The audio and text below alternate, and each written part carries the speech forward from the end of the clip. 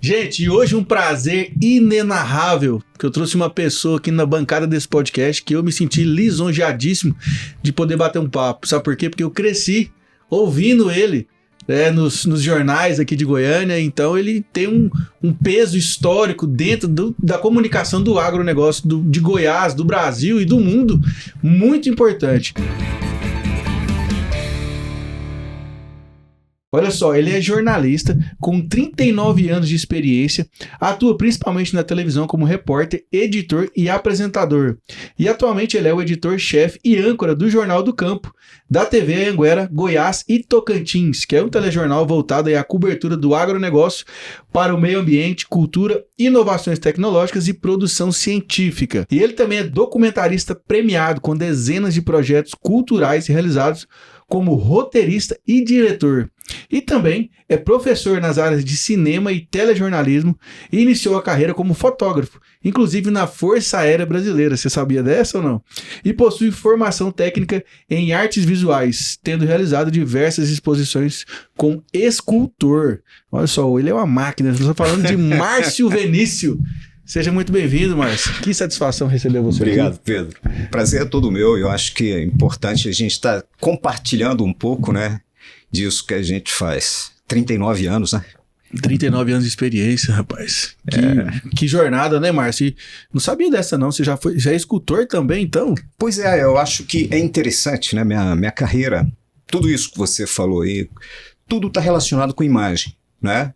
Com artes visuais. Então, começa com artes plásticas, a fotografia, né? Trabalhei com teatro também durante um tempo. Então, tudo está relacionado com artes cênicas, com imagem Comunicação. e comunicação, né? O uso da imagem com essa finalidade. E hoje, e também, durante um tempo, eu atuei na Universidade Federal de Goiás, fazendo o trabalho de registro na área da arqueologia, né, documentários voltados para a área cultural, mas assim, eu acho que tudo isso se mistura e o mais importante é que isso tem uma relação com esse ponto de partida, né, que é essa coisa de você usar de uma forma didática, né, esse universo do audiovisual com essa perspectiva de levar alguma mensagem que seja jornalística, que é o caso do fato, ou o próprio documentário com essa perspectiva que eu sou apaixonado, que é a questão da divulgação científica e da educação. Eu acho que isso é muito bacana, né? Que legal, hein, Márcio? E aí me conta, e como é que você chegou para o jornalismo? Você vê lá nessa escola de arte, tal, comunicação, e você falou, você é jornalista e do agro. Como é que foi essa Sempre fui muito história? Apaixonado, como eu disse, né, por imagem. Você é de Goiânia mesmo? Eu sou de Anápolis. Eu nasci em Anápolis. E a fotografia, que foi algo que eu iniciei, acabou me levando muito para esse universo do cinema. E era uma coisa que eu tinha desejo, vontade de atuar. E acho que essa mistura da ideia do cinema com o teatro, eu acabei indo, e no caso o rádio também, né? Eu acabei indo para a TV. A voz, é claro, eu acho que acabou contribuindo um pouco nesse sentido, porque antigamente você tinha que ter uma voz um pouco radiofônica para você entrar na TV, era muito comum. E a dicção, né? Clara muito. Também. A TV ela ainda tinha muito essa coisa do rádio, até na década de 80, né? Depois é que ela começa a mudar um pouco e a diversificar nesse sentido. Hoje não há mais necessidade de se ter uma voz diferenciada, né, grave, para poder, de repente, você atuar no mercado, né? Você tem que ter espontaneidade, que é o que puxa muito hoje. E então eu acabei, por conta desse interesse, eu acabei migrando para a TV. Mas sempre com aquele sonho do cinema, né? Mas o audiovisual, como aqui em Goiás, acho que cinema é um curso muito recente aqui, né? E mesmo a produção de audiovisual independente, autoral, é algo que até hoje a gente sofre muito com ela. E aí eu acabei encaixando na TV.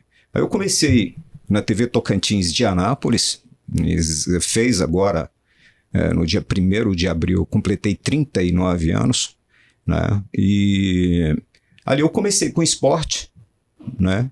E quando eu senti que realmente eu tinha uma certa aptidão para a TV e para o jornalismo, eu prestei vestibular, né? Antes eu já tinha feito ciências sociais, eu prestei vestibular na UFG e fiz jornalismo.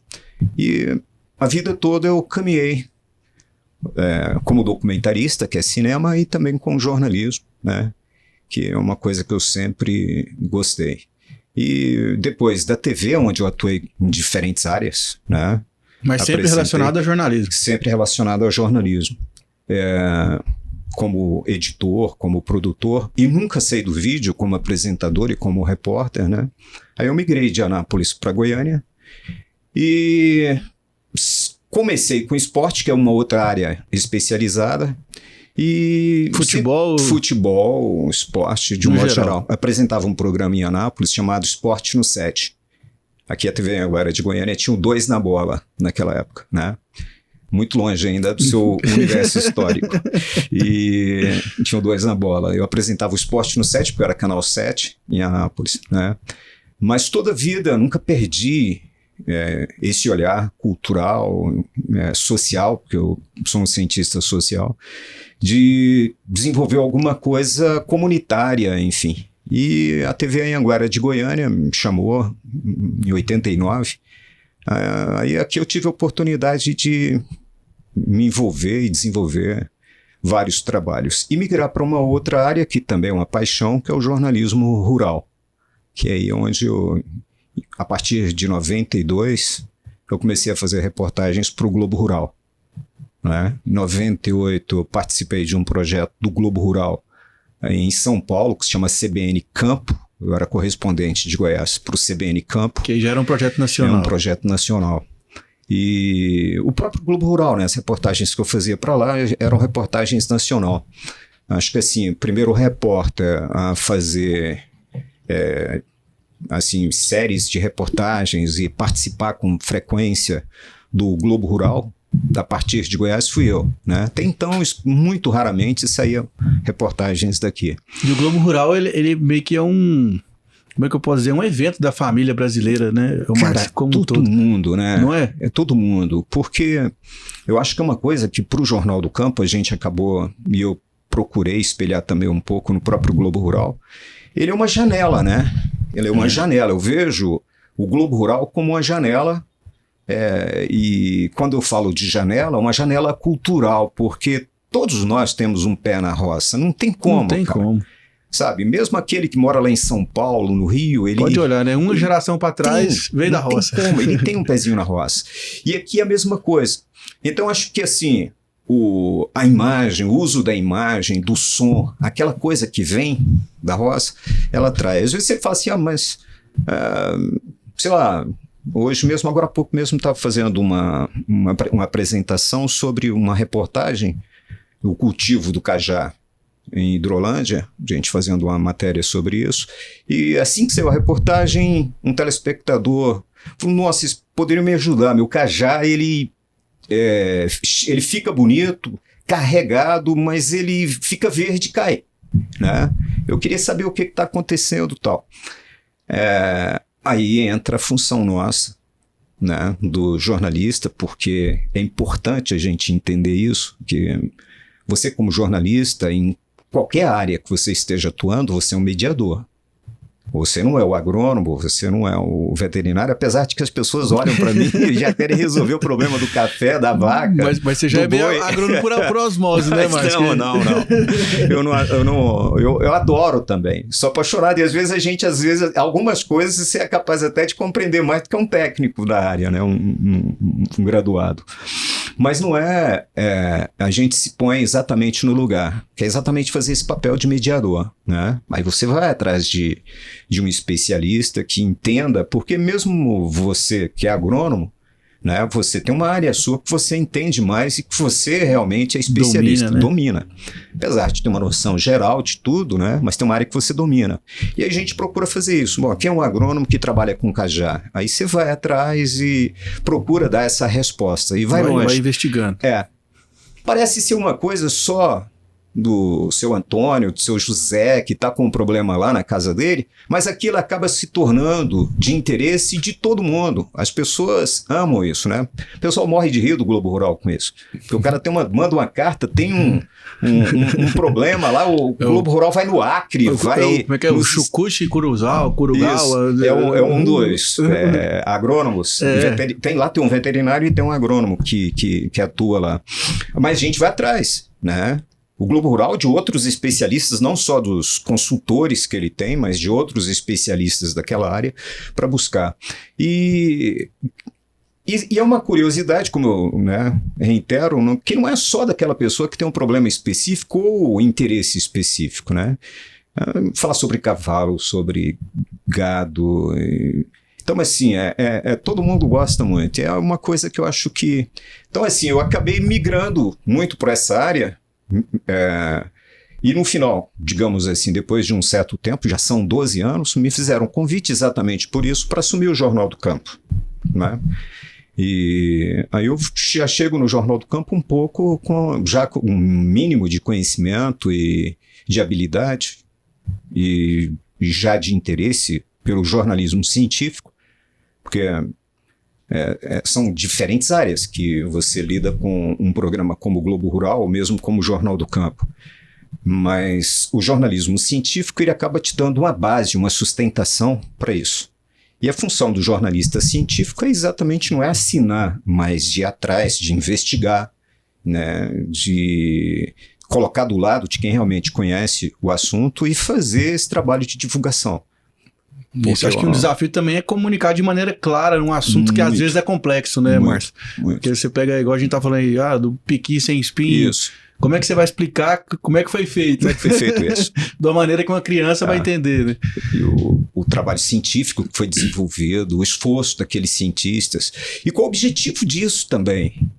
Porque isso tem que ter um objetivo.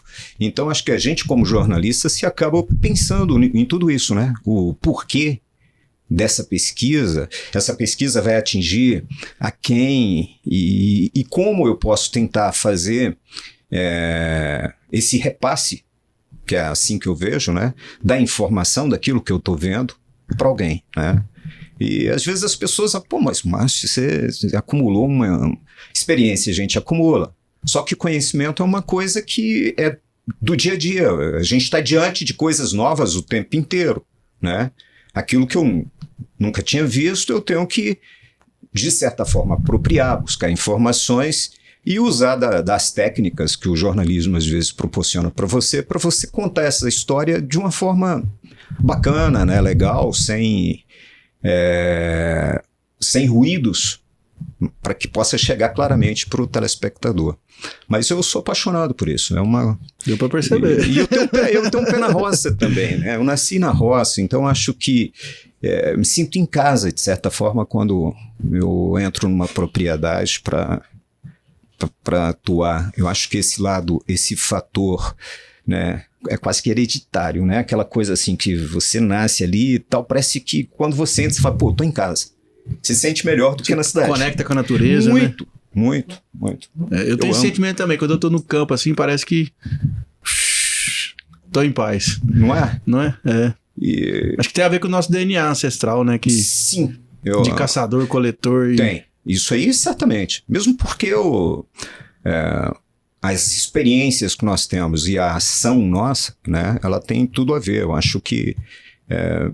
principalmente disso que a gente, depois que o homem se tornou o que a gente chama de agricultor ceramista, né, que é aquele que cultiva, ele começou no seu espaço a cultivar a terra, a criar animais, né? Deixa de ser nômade, ele passa a ter uma experiência, né, e a gente herdou isso. Por isso que eu acho que eu vejo essa dificuldade que a gente tem nessa sociedade digital que a gente vive de lidar com as coisas, né. Porque no fundo não somos bichos, né? Não tem nada a ver, né, com a nossa origem. Nada a ver, né? Então, assim, tudo que a gente come ou que a gente pega, a gente não tem o prazer de coletar, o prazer de cultivar. Você vai no supermercado e pega o máximo que você faz. E tem alguns que nem no supermercado vai. Ele já come pronto. E que experiência que ele tem com esse prazer, por exemplo, de cultivar, né? A gente sofre muito, acho que infelizmente, né? Boa parcela da sociedade não tem essa experiência. E o DNA, como a gente estava colocando nosso, tem tudo a ver com isso. Tem tudo a ver. Tem um escritor, né, muito famoso aí, que é aquele Yuval Harari, né? Do Sapiens, uma história da humanidade, ele fala exatamente isso, que a gente se sente bem dentro do ambiente de natureza porque a gente se conecta com os nossos antepassados. E aí ele fez uma provocação interessante. Quem será que dominou quem? Foi o homem que dominou a agricultura ou foi a agricultura que dominou o homem? Porque se você parar para pensar, hoje o homem dá todas as condições para aquela cultura se desenvolver. Dá a nutrição necessária, dá a irrigação, dá tudo. Em troca, ela dá alimento para o homem também. Sim. Então é uma relação simbiótica, né? Muito. E infelizmente perdemos essa ligação. Pelo menos acho que assim, quase que 90%.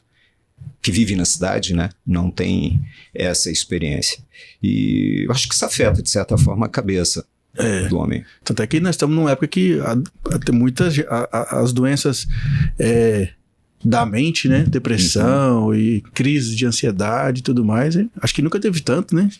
Igual tem agora, né? Dopamina demais, né, Márcio? Demais, né?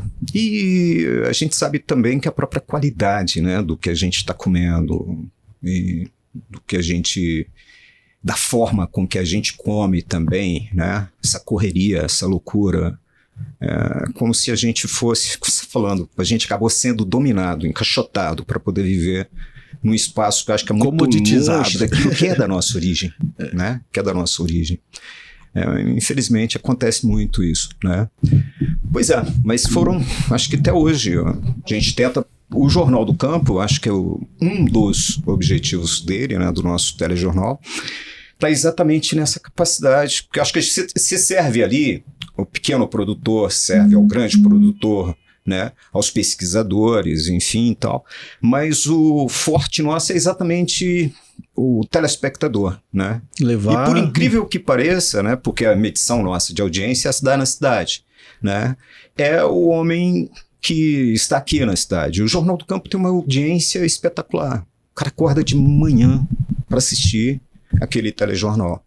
Talvez por essa própria necessidade. Exato. Eu não tenho acesso à terra, eu não tenho acesso ao campo, mas é como se eu abrisse aquela janela e tivesse um mínimo de tempo, né, para poder alimentar disso. E eu vi que assim, vocês mudaram muito o estilo das edições, ficou muito bacana, parece que ficou mais humanizado mesmo. Deu ficou mais simplificado, parece que ficou mais simples. Sim. Você concorda? Sim, mas esse é o propósito, essa é a ideia. Que a televisão também deixou de ser mais engessada, né, Márcio? Ela era muito dura. Aquilo que eu te falei, né? Ela vinha de uma condição que não era dela, né? Você vê, a TV, ela surge no Brasil em 58, na era do rádio forte. Ela tinha como se espelhar no quê? No próprio rádio, né? Então os nossos primeiros apresentadores de TV, eles vinham do rádio, né? Aqui em Goiás, a TV agora tinha o José Divino, que é aquele da Hora do Ângelus, que ele tinha um vozeirão e tal, né? Todas 5 horas da tarde, foi um dos principais apresentadores nossos, o Jackson Abrão, também é daquele período, ele surge, né? Teve o Carlos Magno também. Carlos Magno, o Pansieri, o Anderson, que tá. Essa galera aí já é mais recente, mas eu digo, Jackson Abrão e José Divino, por exemplo, eles vêm ali da década de 60, logo depois que a TV surge aqui no Brasil. E é claro que a forma com que eles tinham de espelhar seria no rádio. No rádio. Muito recentemente, da década de 80 para cá, né, com alguns personagens da TV brasileira, Glória Maria, Caco Barcelos e outros profissionais, é que começaram a proporcionar aqui no Brasil para a televisão, né, uma característica específica de TV, que o repórter deixa de fazer aquelas passagens quadradas, parado ali, fechado, e entra na reportagem aquilo que a gente chama de passagem interativa. Né? Você vai fazer uma matéria sobre elefante, você sobe no elefante, por que não? Né? Você está num rio, tal, por que você não atravessa esse rio também? Ou não? Então muitos repórteres partiram para isso, e isso acabou na forma de que você estava comentando, isso começa a alterar a linguagem e torna o audiovisual para a televisão mais didático, né? Um infotenimento, né? Sim. Informação com entretenimento. Com entretenimento. E eu acho que também, paralelamente, o cinema, né, junto com a própria TV, ele começa a criar sua linguagem. O documentário, por exemplo, ele evoluiu muito junto com o cinema. Da década de 50 para 60, o documentário ele começa a ganhar uma característica própria e entrar muito na linha do que a gente chama de cinema direto, o cinema verdade, entrar muito nessa área da antropologia, da investigação. Isso influenciou muito aqui no Brasil o Globo Repórter. O Globo Repórter, na década de 70, era feito por cineastas. Eduardo Coutinho, por exemplo, foi um dos grandes cineastas que, né, participaram o Washington Novaes, que morou aqui em Goiás durante muito tempo, que também foi cineasta, e ele é da área ambiental, ele foi repórter do Globo Repórter também. O Fantástico também foi bem nessa linha cinematográfica, né? Foi. Ele... Até hoje, né? Ele se destaca muito. Rompe um pouco com aquele 3x4 do jornalismo, né? Off, cabeça, passagem, o cara entra ali na entrevista, faz... Não, você consegue expandir. E hoje você tem uma diversidade televisiva, onde você mistura essa coisa do documentário com as reportagens, que é muito gostoso, né, cara? Que você consegue fazer. Então, acho que eu mesmo, na minha experiência que eu tenho com televisão, eu procuro brincar com sons, brincar com imagens, sabe? Tentar trazer isso para o telespectador, né? Porque a imagem, ela te proporciona muita coisa. Você pode trabalhar com plano detalhe, para o cara sentir o que é que está acontecendo. Você está falando do Globo, do Fantástico, às vezes umas reportagens que mostram lá as formigas aparecendo, alguma coisa, você entra na imagem. Imerso, né? Você faz um passeio naquele universo, né? E se torna muito didático. Então acho que a gente precisa fazer isso, porque a imagem ela permite isso, né? Permite. A imagem permite. Márcio, assim, você viveu várias fases, né? Da comunicação brasileira, né? Sim. Então você falou, né? Rádio, televisão, cinema e tudo mais. E aí agora a gente tá no hype. Você tem uma noção, quando eu comecei a ser repórter, o José Sarney, que era o presidente da República, cara. Ou seja, depois da abertura política eu já estava lá, né? Eu já estava lá. Então você pegou a fase da ditadura, isso, né? Cara. Do regime militar. Da fase da ditadura eu peguei como... Eu ainda não era repórter na época, eu não era jornalista, né? Eu peguei como militar. Eu era militar, que você era fotógrafo estudante. da Força Aérea, né? Fui. Eu fui fotógrafo, eu já era fotógrafo. Quando eu fui trabalhar, você passa por aquela fase, primeiro aquela experiência sua da infantaria e depois você é levado para uma área especial, né? Uhum. E aí, como eu tinha já a formação de fotógrafo, me chamaram para atuar como fotógrafo também lá. Que então, legal. assim, eu acabei, né, partindo para essa área também. Os dois mundos aí. Os dois mundos. Mas é um universo, cara, tudo isso, né? Que Cobria, legal. Era Collor em Brasília, porque também tem um pé, fiquei muito tempo atuando em Brasília. Fui a primeira equipe de reportagem da TV Anhanguera de Palmas, né? Isso foi em Desbravou 90, 92, totalmente. Eu tenho fotos onde hoje você tem toda já uma área urbanizada de Palmas, o palácio e tal. Antigamente era só poeira, eu lá no meio da poeira. Olha aí.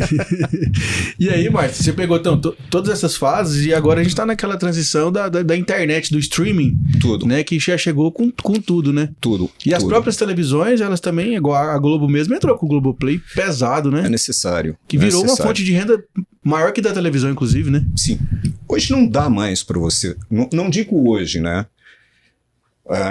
Quando você fala em evolução tecnológica, o audiovisual ele é um dos primeiros a sentir, né? E os profissionais do audiovisual estão entre os primeiros a sentir isso, né? Igual agora mesmo a inteligência artificial. Nossa, essa aqui é a nova barreira, né? A nova fronteira, né? Ela é um desafio pro jornalista, pro publicitário, porque é isso que eu tô te falando. O primeiro a sentir, normalmente, é quem está na comunicação. Aí depois, com certeza, o agrônomo vai sentir, Todo o veterinário vai sentir, o médico vai sentir, tá? Porque o cara, né, você tá com uma dor de cabeça, com uma dor nas costas lá na sua casa e tá difícil chegar no médico, o cara vai no GPT lá e cara, tá acontecendo isso. Você vai falar no primeiro momento que não é médico, mas ele vai te explicar tudo que muitas vezes o médico poderia levar para ele, tá? A gente precisa se educar nesse sentido. Quer dizer, é correto fazer isso? O que eu vou fazer? Os profissionais, na minha opinião, eles continuam com a função. O jornalista, inclusive, com a função, as atribuições da função de jornalista, que é o de informar, que é o dia a dia, o fato. A gente é profissional. Então, assim, tem muita coisa que tem gente que fala, não, mas essas atribuições mais tipo do engenheiro, do médico, do advogado, enfim, mas todas elas hoje, elas estão, entre aspas, correndo um certo risco se a gente não souber como trabalhar isso, né? Eu acho que elas vieram, Márcio, para somar com a gente. Eu acho que elas não vão substituir. Porque eu acho que isso aqui, ó, o olho no olho, a conversa aqui, sim, isso não tem como substituir. Eu também acho, do ponto de vista meu como trabalhador e como um profissional liberal. Acho que você também acha, como agrônomo. Mas eu não sei se todos os empresários pensam assim, entendeu? Eu não sei se todos eles têm essa mesma visão, tá? Será que ele está pensando em enriquecer aquela área específica com a inteligência artificial ou ele está querendo realmente diminuir o custo de produção dele com a mão de obra? Então, assim, são coisas que eu ainda não sei exatamente onde a gente vai parar. Né? Eu acho que, assim, o Elon Musk, né, não tem como falar desse assunto e não falar dele, né, porque ele é referência aí. Ele fala, né, que as IAs, quando soltaram a público, né, que foi que de 1 ano pra cá, né, 2 anos pra cá, mais ou menos. Isso. Foi um meteoro que caiu na Terra que a gente ainda não entendeu. Não, né? Sabe ainda exatamente. A gente ainda não sabe lidar com isso ainda, porque vamos falar da agronomia mesmo, que é a minha área de atuação. Então, se o produtor vai plantar um mandiocal, ele chega lá, faz uma análise de solo, ele me passa essa análise, eu vou entender o que tem, vou calcular e vou dar o laudo técnico do que ele tem que fazer. Certamente. Se ele pegar esse laudo, essa análise de solo, jogar na inteligência artificial, primeiramente ele vai falar que ele não é um agrônomo, mas tá aqui, você vai usar esse adubo aqui, de acordo com o que já tem disponível de conhecimento da humanidade.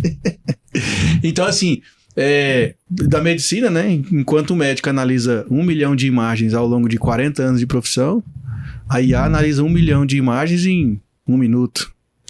Então, assim, eu entendo o que você está falando, que nós vamos ter que ter sabedoria para lidar com isso. E bom senso para isso. Porque no jornalismo também, né? Eu acho que nós vamos ter... E vai ser necessário regras. Eu acho que aquilo que muitas vezes a gente abriu mão por conta da necessidade, a partir de agora eu vejo... mas protecionismo, sim. Você é um agrônomo, você levou quantos anos para poder se formar, para se especializar. Então, eu acho que pela educação, né, que você se predispôs a buscar, eu acho que de alguma forma você tem que ser protegido por aquele diploma que você tem e aquela habilitação que você conquistou, né? E eu acho que a gente vai ter que começar a ter bom senso. Não estou falando, porque a gente fala, liberalismo, tal. Cara, mas como é que você vai fazer com todo mundo que está no planeta hoje? E a partir desse momento você muda tudo, tá? Você inverte tudo. Como é que essa pessoa vai ganhar o salário agora? Vai viver de quê, né? Ela vai viver de quê? A máquina tirou o trabalho dela, né? Ok. Será que o governo, entre aspas, ele vai ter condições de botar para ele ficar em casa, paradinho, sem precisar fazer nada, o que ele ganha hoje no salário? Nós temos estrutura para isso? De tornar o homem improdutivo, porque ele vai ser substituído por uma máquina? Quer dizer, são coisas que antropologicamente, sociologicamente, eu acho que está quebrando a cabeça de muita gente. Muita gente e você percebe isso, né? Assim, parece que as coisas não mudam mais de 10 em 10, 5 em 5 anos. Não, cara. Um mês acontece uma coisa, no mês que vem surge um novo produto e como é que se faz? Acompanhar tudo é difícil, né? Você vê, né? Na comunicação a gente pegou a gente tava falando, né, da câmera, que ainda era manual lá, Sim. aí depois passamos pro CD, que era o DVD, depois o pendrive, o cartão de memória, Sim. a nuvem. Cara, quando eu comecei a trabalhar, era humanamente impossível você trabalhar sem 4 pessoas dentro de um carro para fazer reportagem. 4 pessoas. 4. Dependendo da reportagem, você tinha que levar mais um. Eram 5. Né? Pensa o custo disso, né? Depois de um certo tempo acabou que aquele VT externo, ele passou a ser acoplado à câmera. Uhum. Aí nós perdemos o auxiliar, que era o que carregava o VT externo. Né? As câmeras passaram a enxergar mais. Você não precisava mais do Sangan, aquela luz muito forte para poder filmar. O próprio ambiente aqui, de repente, o cara já conseguia fazer isso. Aí você passa para 3, aí de repente fica só o cinegrafista e o repórter. Hoje você tem muitas equipes aí que é o próprio repórter na frente da câmera que ele mesmo ligou e, né, ele está atuando. Então aquilo que era 4, 5 você faz só com um indivíduo. Você pode pensar em evolução tecnológica, mas e os problemas sociais que isso, né, acabou gerando? Porque a gente tem que estar preparado para solucionar isso que você está criando. Né? Porque quem é dono ou quem apropria, né, dessas condições é muito fácil para ele porque ele está numa outra condição social. Mas para o trabalhador, como é que ele faz? Né? Que era o ganha-pão dele, né? Era o ganha-pão.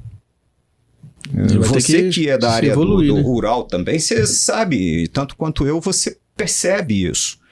Tá? A monocultura, ela tem o seu valor? Tem, espetacular. Mas e aquilo que a gente vem perdendo, por exemplo, das pequenas propriedades rurais em detrimento dessas grandes? Tá? Isso é aquilo que a gente, na sociologia rural, transcende um pouquinho, sai do agrícola e vai sei lá, para uma questão mais política e social da coisa, né? Isso é problemático, né? Você passa a gerar problemas. Essas pessoas vão para a cidade. Tá? A gente pensa no êxodo rural como se fosse alguma coisa lá muito atrás. Não, nos últimos 30 anos nós estamos vivendo isso. Tá? E aí é onde a gente acabou tendo que partir para programas como esse aí de Bolsa X, Bolsa Y, para poder manter essas pessoas, sabe, de uma situação muito fora daquilo que ele já vivia com a pequena propriedade dele lá atrás. Então, são cenas que você vai quando você entra eu acho interessante isso. Você está num descampado e tal, você olha assim, você vê lavoura e mais lavoura e só sobrou o que antigamente era um colégio agrícola que está lá sozinho, isolado, lá no meio daquele, né? Você imagina que ali existia uma comunidade, que ali existia cultura, pessoas que viviam uma cultura naquela região, né? E às vezes a gente olha isso, né? Não, mas e as vantagens que a gente tem? Cara, eu acho que quando você destrói, você rompe com uma cultura, você tem problemas, né? Não só sociais, mas culturais também, né? E a gente, eu falo isso para você porque eu tô há 40 anos. Lugares que antigamente eu ia e que eu via tinha uma experiência rural, hoje eu tenho outra experiência. Eu ando quilômetros e mais quilômetros no meio de milho, soja, cana e não vejo uma casa, um casebre. Cadê os produtores de leite? Os pequenos produtores? De acordo com a FAEG, 70%. Em que condições essas pessoas estão trabalhando, tendo condições de trabalhar? Né? Então, assim, me preocupa muito isso. Assim, eu acho que é importante você avançar, é importante você criar, mas a gente tem que ter um pezinho nessa questão social, né? Mesmo porque vocês mesmo que passam essas informações para a gente que é jornalista, acho que 70%, acho que é isso, né, que a gente come, vem do pequeno produtor. Vem da agricultura familiar. Da agricultura familiar. Então, se a gente não tiver esse olhar de que a agricultura familiar também é pop, né? Tudo. Aliás, pra gente que come dela, é tudo mesmo, né? A gente sempre fala muito essa preocupação. A gente fala muito de soja e milho, né? Mas tem uma camada invisível, né? que ela é esquecida, né? Que é essa do pequeno pro médio produtor. Que é o cara que às vezes a multinacional não quer vender para ele porque é pouco volume. Sim. Né? Então, e aí fica meio num limbo ali, né? Meio esquecida. Muito, né? Então, mas assim, o Márcio, o nosso estado tem muitos programas interessantes, né? Tem. O de Goiás, assim, eu digo porque, né, não tô puxando sardinha pro caiado nem nada, mas... Não. Sim. Que tá sendo feito um trabalho bom, tá sendo feito. Nós temos Goiás Social aqui, não sei se você viu. Sim. R$5.000 de bolsa para a pessoa ir lá, pensa, montar uma horta, um sistema de irrigação e mudar a realidade da vida dela. Sim. Né? Agora, é necessário a gente ter essa coisa, né? Olha, vamos expandir, vamos crescer, vamos ampliar. Mesmo porque você tem a questão da segurança alimentar para o município, você tem essa questão do leite mesmo, né? Eu acho que eu acompanho o próprio trabalho do Senar mesmo já há algum tempo, Balde Cheio, por exemplo, que foi um projeto que eu vi como espetacular. Claro que sempre dá para melhorar. Vai ter que caminhar muito, mas, sei lá, um pequeno produtor com a vaquinha dele dando 7, 10 litros de leite, ele não vai conseguir competir com aquele que já conseguiu, tá? Então, e ele tem dinheiro para poder melhorar geneticamente o plantel dele, quer dizer, vai depender realmente dessa ajuda, desse apoio. E não é dar. Você não está dando, né? Aquilo ali é uma contrapartida social quando o governo, né, bem você colocou, quando as instituições, as universidades, a gente aqui no Brasil, acho que a gente tem essa vantagem, a gente tem uma Embrapa em Goiás, a Emater, né, que eu acompanho há muito tempo, vejo pessoalmente o que ela é capaz de fazer, o que ela faz. Então acho que isso é fundamental. Mas acima de tudo a gente tem que ter essa política, eu vejo.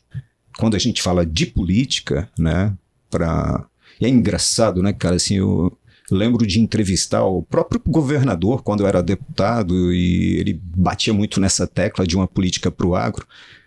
Eu ainda não consigo enxergar uma política decente ainda. Uma política palpável, né? Eu acho que é uma coisa que pesa tanto na economia e que, se você for pensar bem, ela não é tão, digamos assim, sem estender muito tal, né, tão profissional como eu acho que ela poderia ser. Uhum. É muito recente quando você trabalha com a ideia de que um produtor rural ele é um empresário. E ele tem que ter essa visão empresarial e de tem business, que ter, sim, mesmo pequeno, só ele não sobrevive, sim, cara. Não sobrevive. Não sobrevive. Não permite mais desaforo, né? Atividade, não, né? não. Errou uma vaca que morre, leva o lucro dele todo embora. Toda. Ele perde tudo, né? Para ele, sim. Para o grande, não. Ele tem os mecanismos dele, né? Mas o pequeno, esse sofre. E Márcio, não é fácil. E ao longo da sua carreira, teve alguma reportagem, algum caso que você acompanhou, que você comunicou, que mais te tocou, que você ficou mais, assim, sensibilizado, que você lembra?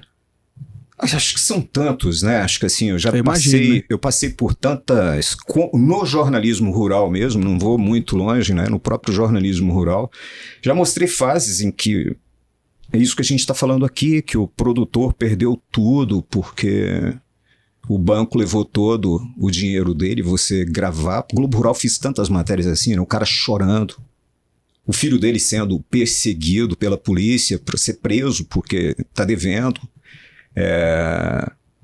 O pequeno produtor, né, esse nem se fala.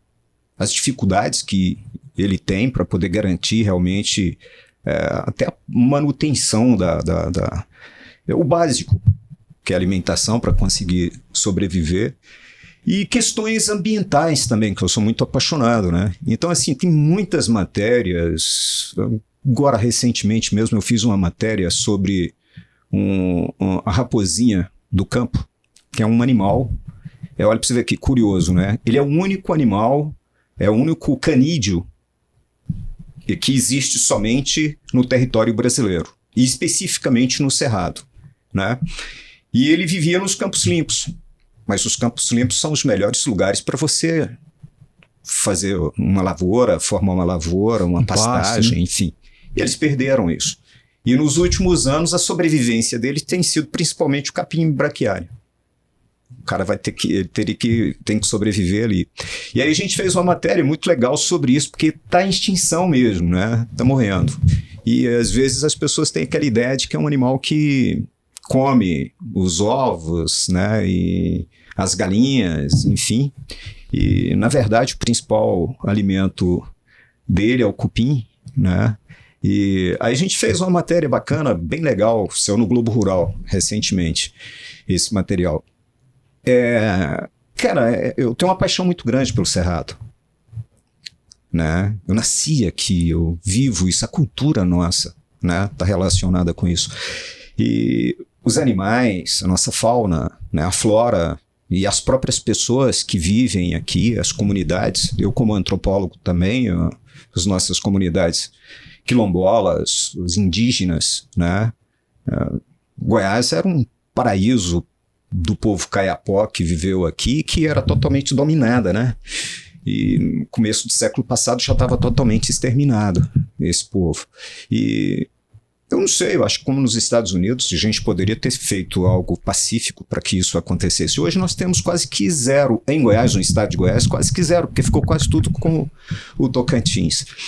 Mas eu acho que é preciso a gente ter esse olhar, né? Eu acho que assim, o que a gente pode fazer minimamente, contribuir, talvez melhorando a qualidade do solo, que é uma das, né? A recuperação do solo, acho que esse agricultura regenerativa. Cara, eu acho que esse é o grande ponto nesse momento. Se você fizer isso, você consegue parar ou frear o desmatamento, né?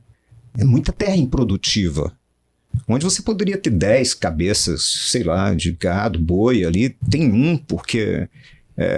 o solo não está corrigido, né?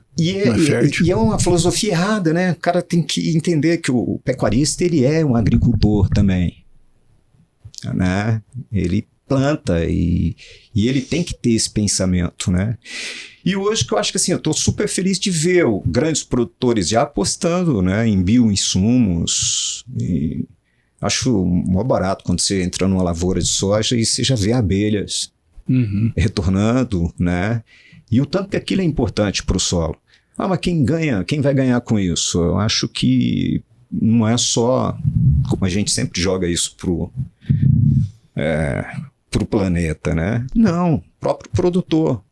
A terra dele, o solo dele está enriquecendo e ele pode passar aquilo, né, para outras gerações, ele tem condições e até ganhar com isso, né? Falando, é engraçado, agora mesmo eu tô falando aqui para você, eu estava acabando de editar uma matéria, né, em Rio Verde mostrando isso, que tem aumentado o número de laboratórios de bioinsumos demais nas fazendas, né? Até engraçado, você vê aquelas casinhas branquinhas, o povo todo de, né, jaleco branco e tal. Mini laboratório ali, né? Fica parecendo que você está num outro planeta, né? E ali. E eu até fui premiado com uma reportagem tempos atrás na FAEG, mostrando isso em Jataí.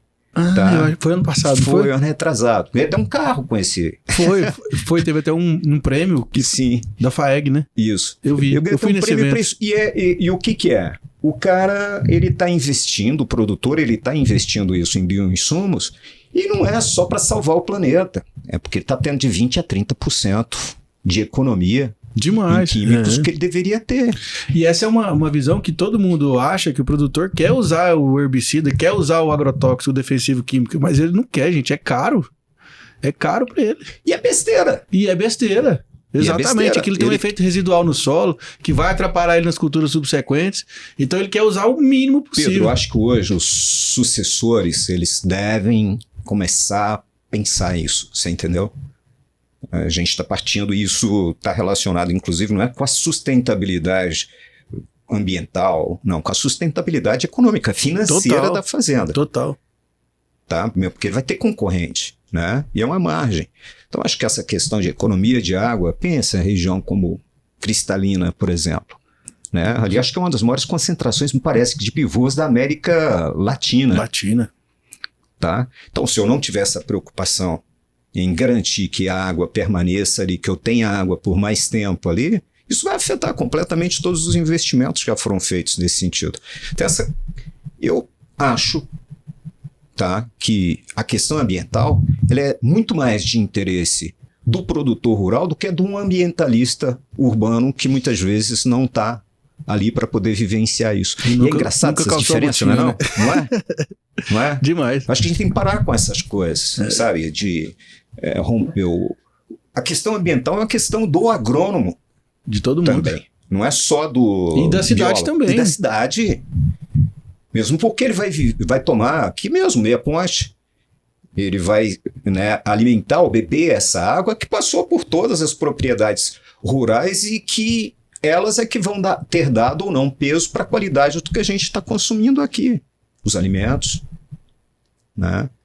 Então, assim, eu acho que é um momento, e a gente como jornalista rural, a gente tem toda essa responsabilidade, né? Porque esse universo rural ele é muito grande, né? Não é... O agro é apenas uma parcela do universo rural, né? Quando se fala em campo, quando se fala em rural, é tudo aquilo que está fora da cidade. Tudo aquilo que está fora da cidade é muito mais do que o agro. É o ambiental também, né? São as comunidades que vivem nessas regiões e que, né, você tem que apoiar. E eu sou, de certa forma, romântico nesse sentido. Eu acho que tem muita coisa errada? Tem, mas tem muitas possibilidades e que o próprio homem mesmo, a gente acabou gerando e faz isso com pesquisas, né, no dia a dia, que permitem isso, né? É engraçado, né? E é todo dia, toda semana, né? Agora mesmo estava vendo ali, lendo, gente fazendo uma matéria sobre o mel do cacau, que é um produto que era descartado, que você tinha no cacau. Um subproduto. Né? Subproduto. E aí, a partir de um trabalho da UFG, dos próprios produtores de cacau, do Nordeste, do Norte, mais a indústria, eles conseguiram, através dessa pesquisa, transformar ele, né? Chegar a um tipo de processamento que você garante qualidade para esse produto, inclusive um chocolate zero gordura, tá? Cara, a ciência, ela permite aquilo que você não tinha, você passa a criar, você tem essas possibilidades. Por isso que eu sou fascinado principalmente com essa área da ciência, né? Das possibilidades que você tem.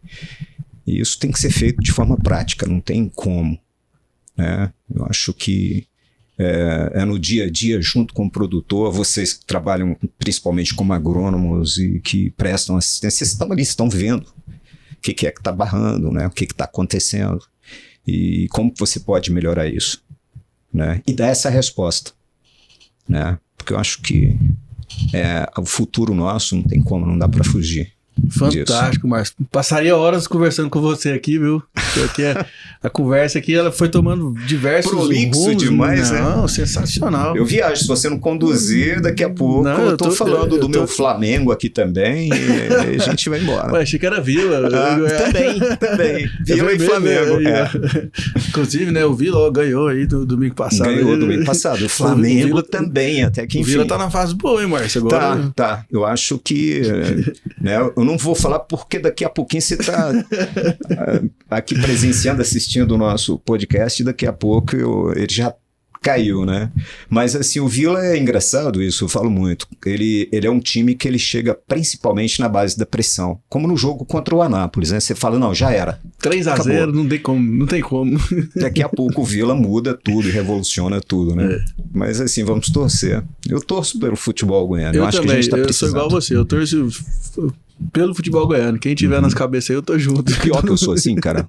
Quando o Goiás tá jogando contra um time de fora, eu tô torcendo. Sempre. Eu acho que eu sou bem goianão. Bem piquê. Márcio, brigadão, viu? Você ter vindo e aceitado o nosso convite. Precisando, a gente tá sempre por aqui. Eu acho que a função nossa é exatamente essa, né? De intermediar, servir de ponte. Comunicar. E quem quiser, você tem rede social, Instagram? Tenho Instagram, né? É Márcio... entrando lá, Márcio Venício, já vai chegar no meu Instagram, e eu sempre procuro manter esse contato, porque eu acho que principalmente, né, com as pessoas que você conversa, que você tem contato, é onde você realmente vai chegar na fonte, naquilo que precisa. Então, direto, né, chegam para mim, Márcio, o que está acontecendo aqui? O Márcio tem um negócio bacana aqui, tal.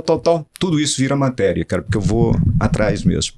Márcio, assim, uma curiosidade minha, tá? Sei que tem uma comunicação de escala, né? Muito grande, né? Você fala para milhões de pessoas todas as semanas, né? É engraçado, né? Que o pessoal assiste e gera uma conexão com você, que muitas vezes te encontra na rua e acha que você já é amigo delas, né? Acontece isso. Muito. Eu acho que a voz, principalmente, às vezes eu chego numa panificadora tal, e na hora que eu peço pão, falo alguma coisa, alguém dá uma olhada. O que você está fazendo aqui? Eu te vi agora há pouco ali em casa. Legal, e é muito bacana. E a gente tem um alcance muito grande, né? Porque o Jornal do Campo ele é produzido para Goiás, produzido também para o Tocantins. São versões diferentes. E ele está no Globoplay também. Então ele circula, como você bem colocou, né? O Brasil, o mundo todo. E a gente tem sempre esse feedback de fora, de outras pessoas. É muito gostoso. Bom demais, satisfação. Então é isso, gente. Obrigado você que acompanhou mais esse episódio, nosso querido Agro 2. Na galeria do canal aqui tem mais de 400 episódios para você maratonar e assistir sobre diversos assuntos do agronegócio. Então entra aí, se inscreve no canal aqui, paga nós, inscreve no canal, compartilha esse conteúdo porque coisa boa tem que esparramar no mundo. Acesse o nosso portal de notícias, que é o agro2.com.br, e segue também os nossos perfis nas redes sociais, que é @portalagro2. Fechou? Tamo junto, obrigado você, até a próxima, tchau, tchau.